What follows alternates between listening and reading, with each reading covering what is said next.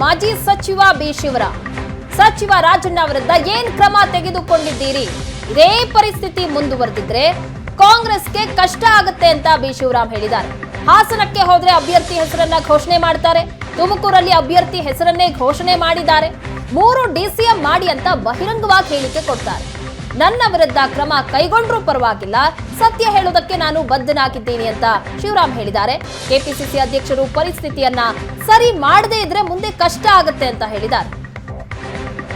High command ಗುಲಾಮ್ರಲ್ಲ ಅಂತ ಹೇಳ್ತಾರ ಅಷ್ಟು ಪಬ್ಲಿಕ್ ಆಗಿ ಒಬ್ರು ಸಚಿವರು. ಅದಕ್ಕೇನಾಯ್ತು? ಅದ್ ಹಾಕೋಡೆ ಮಧ್ಯೆ ಮಾತಾಡೋಂತ ವಿಚಾರ ಅಲ್ವಾ? ಒಂದ್ಸಾರಿನಾ ಅದು ಈ ರಾಜ್ಯದವರೊಬ್ರು ACC ಅಧ್ಯಕ್ಷ ಆಗಿರುವಾಗ ನಾವು ಎಷ್ಟು ಗೌರವ ಕೊಟ್ಟು ನಡ್ಕೋಬೇಕು ಅವರಿಗೆ. ಇಂಥ ಸಂದರ್ಭದಲ್ಲಿ ಅವರು ಈ ತರ ನಡ್ಕೊಂಡ್ರೆ ಹೈಕಮಾಂಡ್, ನಾವು ಹೈಕಮಾಂಡ್ಗೆ ಶಿಸ್ತಿನ ಸಿಪಾಯಿಗಳು ನಿರಂತರವಾಗಿ ಇಲ್ಲಿವರು ಬೆಳ್ಕೊ ಬಂದಿರೋದೇ ಹಾಗೆ. ಇವತ್ತು ಗಣಸಿ ಶಿವರಾಮ್ ಅಂತ ಏನಾದ್ರು ಗೊತ್ತಾಗಿದ್ರೆ ಕಾಂಗ್ರೆಸ್ನ ಬಿಫಾರಮಿಂದ ನಮ್ಗೆ ವಿಧೇಯತೆ ಇದೆ, ಪ್ರಾಮಾಣಿಕತೆ ಇದೆ ಪಕ್ಷದ ಬಗ್ಗೆ. ಹಂಗ್ ಮಾತಾಡೋರ ಬಗ್ಗೆ ಇವ್ರದೇನು?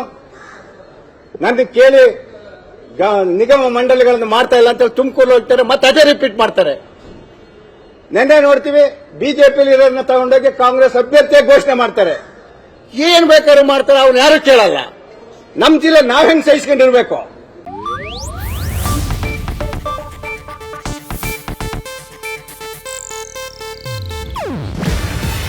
ಇದು ಏಷ್ಯಾನೆಟ್ ನ್ಯೂಸ್ ನೆಟ್ವರ್ಕ್ ಪ್ರಸ್ತುತಿ. ನೀವು ನೋಡ್ತಿದ್ದೀರಾ ಏಷ್ಯಾನೆಟ್ ಸುವರ್ಣ ನ್ಯೂಸ್.